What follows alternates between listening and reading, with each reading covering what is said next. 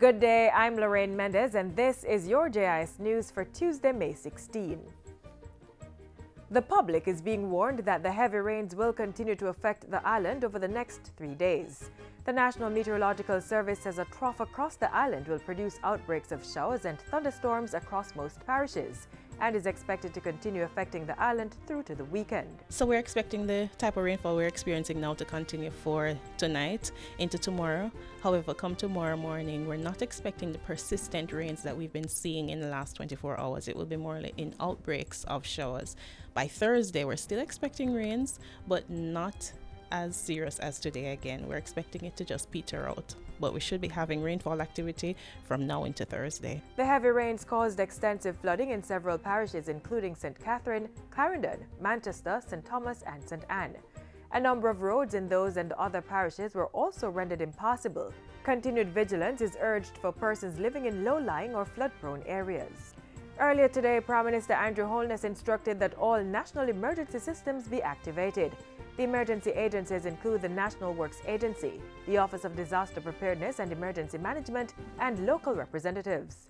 The Prime Minister, who is in the Dominican Republic for an official visit, ordered the agencies to mobilize their resources to deal with the impact of the extraordinary rain event and to support residents who may need assistance in flooded areas. In response to the Prime Minister's directive, the Emergency Operations Center was activated to Level 2 for areas worst affected by the rains. Based on the dire situation in several identified communities in let's say St. Anne, Clarendon, Portland, and in St. Thomas. These are the areas that we are focusing on. These are the areas that we are concerned about because of the level of damage so far that they have been experiencing because of the continuous weather.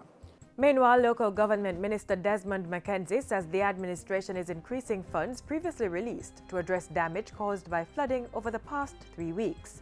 It was announced yesterday that $175 million would be made available to repair critical infrastructure in the 6 parishes that were worst affected. But in an interview with JIS News today, Minister Mackenzie revealed that those funds will be increased to help St. Anne communities that have been marooned by the heavy rains. So this $175 million that we have allocated is for 6 municipal corporations, and those are Clarendon, Manchester, Portland, St. Elizabeth, St. Thomas, and Westmoreland. We are going to be making an allocation sometime today into tomorrow to the St. Anne Municipal Corporation because of the problems that they are experiencing.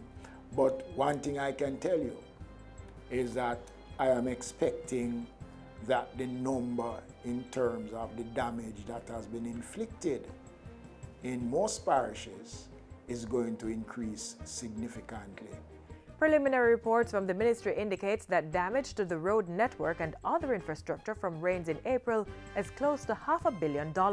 Minister Mackenzie says all municipal corporations are to receive funding for Phase 1 of the annual mitigation program. And a review is being done of existing structures, particularly in town centers and other urbanized areas, to determine where drainage capacity can be expanded in the short to medium term. The local government minister says there's some encouraging news as the recent upgrading works on Garvey Drive appear to be standing up to the heavy rains. I just had a very encouraging conversation with Mr. E.G. Hunter, the CEO of the National Works Agency, that Garvey Drive, no flooding has occurred on Garvey Drive, and I think this is something that we need to give praises for, because everybody experienced, remember what we had a couple of months ago on Garvey Drive, and with the construction that has taken place there now to widen the mouth of the gully, the water seems to be running freely. In the meantime, the National Water Commission says while a number of its major systems remain in operation, the heavy rainfall has resulted in high turbidity levels, blocked intakes, blocked access, dislocated pipelines, and some power supply problems that have forced the shutdown of water supply facilities in several parishes. These include Clarendon, where several communities were affected by significant levels of landslides and flooding, Earlier today, the continued downpour forced the shutdown of practically all systems within St. Mary, while similar reports were coming from St. Anne, Portland, and St. Thomas. All East rural water supply systems in Kingston and St. Andrew were also shut down due to extremely high levels of turbidity. St. Catherine customers served by facilities in the Linstead area were also experiencing disruptions in their water supply. The NWC says it will continue to monitor these and other systems over the next 24 hours in the event that further changes occur. And finally, all schools in flood-prone areas across the island were ordered closed by the Ministry of Education today. The ministry released a statement urging parents and school administrators to exercise extreme caution. Meanwhile, an all-island consultation among principals and board chairs of secondary schools planned for today at Jamaica College was also postponed until further notice. Similarly, the training workshops for the National Standards Curriculum in St. Andrew. However, the Overseas Examinations Commission, OEC, says all CXE, GCE or IGCSE exams scheduled for May and June will be held as timetabled, as these are regional and international examinations that cannot be rescheduled. Candidates are encouraged to attend examinations at their designated centers. In cases where flooding and landslides are in play and candidates are unable to access transportation, the OEC says they should go to the nearest examination center where they will be accommodated. And that's it for JIS News Today. I'm Lorraine Mendez. Thanks for watching.